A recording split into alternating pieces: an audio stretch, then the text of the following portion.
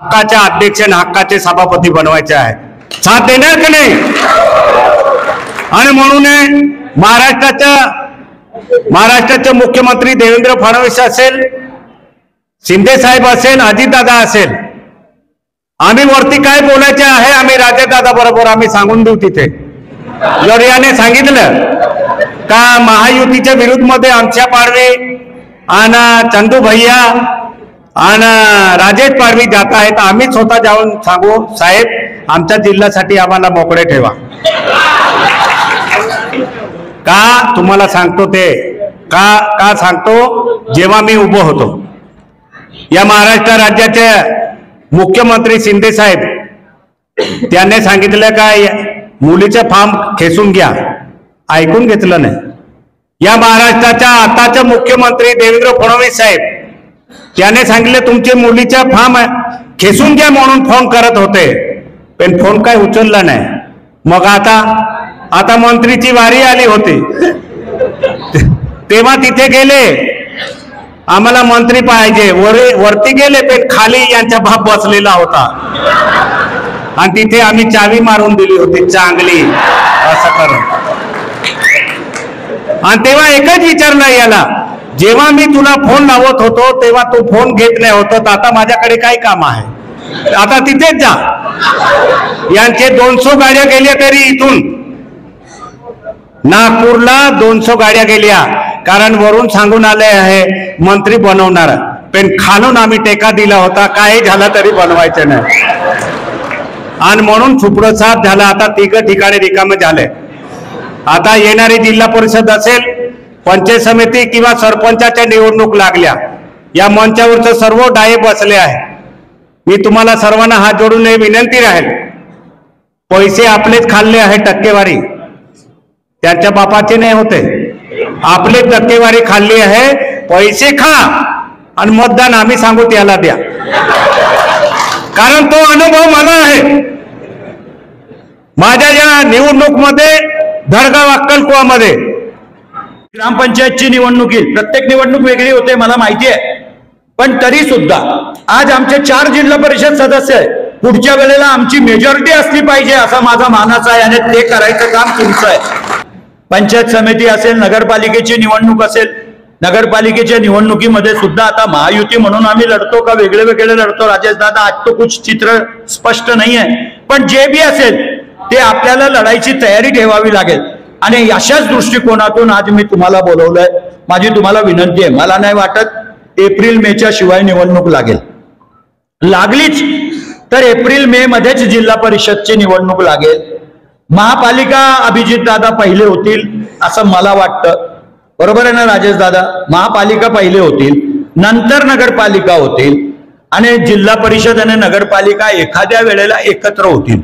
पण अशासाठी सर्व कार्यकर्त्यांनी जरा एकजुटीने, कारण जे जे आम्हाला घडलं ते आम्ही बघितलंय, तर तुम्हाला सगळ्यांना विनंती आहे की तुमच्या गावातले जे बी विरोधक असतील त्यांच्या बरोबर बसा, त्यांना जवळ घ्या, त्यांना सांगा बाबा काय चुकलंय माझं, आमचं चुकलं असेल तर आम्ही माफी मागायला तयार आहोत, पण भविष्यामध्ये सर्वांची फळी वापरत आपल्याला सर्वांना तयार करावी लागेल आणि त्याच्याशिवाय यश तुमच्या पदरी पडणार नाही, एवढं लक्षात ठेवायचं.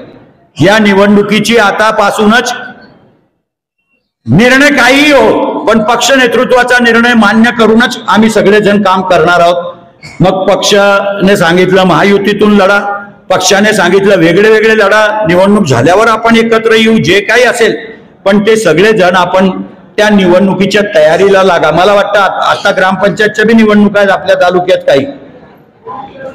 काही ग्रामपंचायतीच्या बी निवडणुका आहेत. या सर्व निवडणुकीला तुम्हाला मला सर्वांना सामोरं जावं लागेल.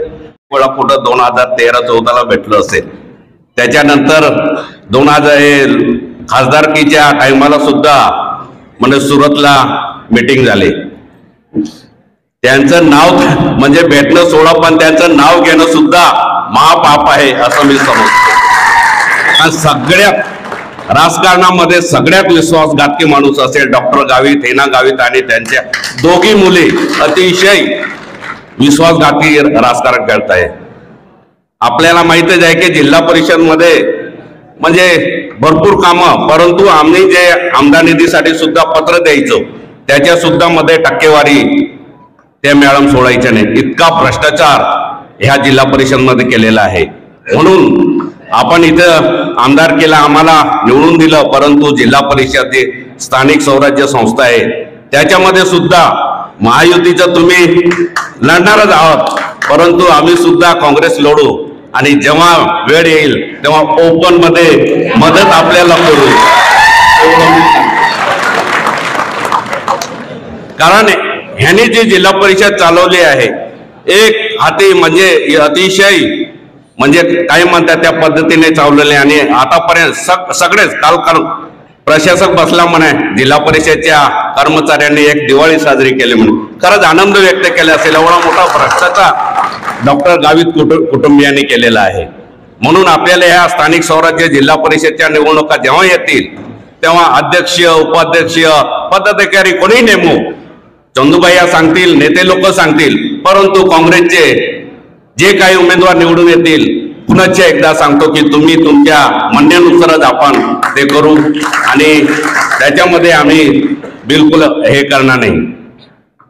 आदरणीय चंदूबाई, कारण मार्केट कमिटी असेल इतर सर्व आपण बघतो आहोत, जेव्हा विरोधी पार्टीकडे एक वेळा नंदुरबारची प्रस्तावित केलेलं आहे, येणाऱ्या कॅबिनेटमध्ये हे मंजूर होणार आहे. एकही रुपया तुम्हाला गायीसाठी द्यावा लागणार नाही, मी तुम्हाला आश्वस्त करतो. त्याबरोबर आदरणीय देवेंद्रजींच्या नेतृत्वात, शिंदे साहेबांच्या नेतृत्वात आणि अजितदादांच्या नेतृत्वात हे गतिमान सरकार या ठिकाणी चाललेलं आहे. मी तुम्हाला आदिवासी विकास विभागाचं या ठिकाणी जे काही विकास कामं होतील ते टोल फ्री होतील याचं तुम्हाला आश्वस्त करतो. टोल फ्री, कुठलीही टक्केवारी लागणार नाही, कुठल्याही ठेकेदाराला सुद्धा लागणार नाही, एवढं आश्वस्त करतो मी. अशा पद्धतीचं पारदर्शक आणि अतिशय गतीने काम करणारं आपलं सरकार आहे. तर मागचा काळ विसरून जा. जे काही ह्या जिल्ह्यामध्ये माझ्या विरुद्ध झालं, भैयासाहेबांच्या विरुद्ध झालं, आमच्यादादांच्या विरुद्ध झालं, श्रीदादांच्या विरुद्ध झालं, हे विसरून जा. परंतु येणारा काळ हा आपला आहे.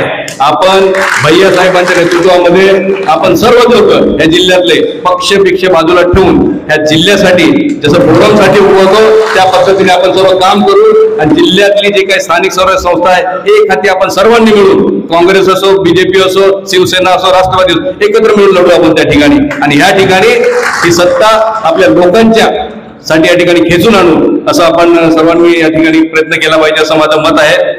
तर ज्या काही योजना त्या विभागामार्फत दिल्या गेल्या होत्या त्याच्यामध्ये मला नेहमीच डावलण्यात आलं. मी वारंवार पक्षाकडे तक्रारी केली, परंतु बरेच ऐकून घेतलं, सांगितलं देखील, तरी देखील मला काही नाही. 2-2.5 वर्षामध्ये मला फक्त मंजुरी मिळाली, 1 रुपया निधी मिळाला नाही, फक्त मंजुऱ्या मिळाल्या. आता नवीन मंत्रिमंडळ स्थापन झाल्यानंतर मी मुख्यमंत्र्यांनाही बोललो आणि अजितदादांनाही बोललो. त्यानंतर आत्ताचे आपले आदिवासी विकास मंत्री ह्यांना संपूर्ण मतदारसंघातलं 2.5 वर्षात जे काही मला निधी मिळाला नाही, फक्त कामांची मंजुरी मिळाली, त्याची यादी दिली. येणाऱ्या काळामध्ये मुख्यमंत्री महोदयांनी देखील आणि आदिवासी विकास मंत्र्यांनी देखील सांगितलं की एकाला 1ही रुपया लागणार नाही, निधी सर्व वर्ग होणार, तुम्ही काळजी करण्याचं कारण नाही. संपूर्ण महायुतीच्या सर्व आमदारांना निधी टोल फ्री मिळेल असं त्या ठिकाणी आश्वस्त केलेलं आहे. म्हणून अतिशय चांगलं सरकार या ठिकाणी बसलेलं आहे आणि त्याच माध्यमातून आपण या जिल्ह्यात एकत्रितपणे सर्वांना लढावं असं मी आपल्याला सर्वांना विनंती करतो. आज याच माध्यमातून एक सांगू इच्छितो की जनतेला जो काही मी वेळ दिला होता त्यात जनतेने मला देखील माझ्यासाठी त्या ठिकाणी निवडणुकीमध्ये एक या जिल्ह्यातले नेते आदरणीय भैयासाहेब माझ्या पाठीमागे उभे राहिले. त्याच पद्धतीने आता येणाऱ्या निवडणुकीमध्ये देखील, कारण मी एकटाच बहुतेक त्या ठिकाणी पडेल, तर कोणीतरी माझ्या पाठीने उभं राहावं म्हणून त्यांना विनंती करतो. आणि सर्वच आमदार राहतील परंतु ते त्यांच्या मतदारसंघाचं सांभाळतील.